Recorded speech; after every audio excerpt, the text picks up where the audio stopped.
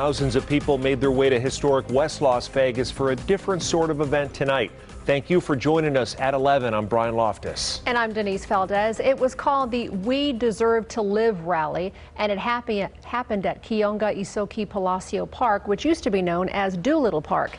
8 News Now reporter Joe Moeller is there with more on tonight's event. Joe?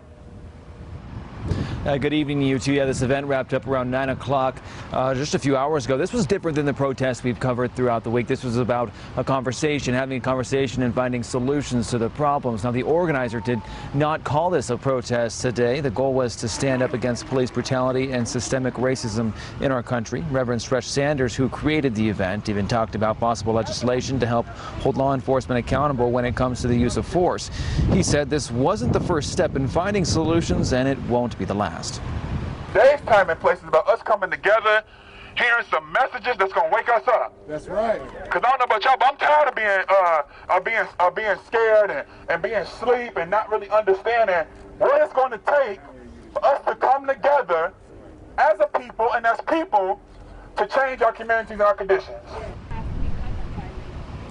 Speakers talked for a few hours and some petitions were circulating. A vigil was also held for George Floyd and others who have lost their lives. One speaker we also talked to said George Floyd changed the world and has a lot more people noticing the problems our country faces. Overall, this event was very peaceful.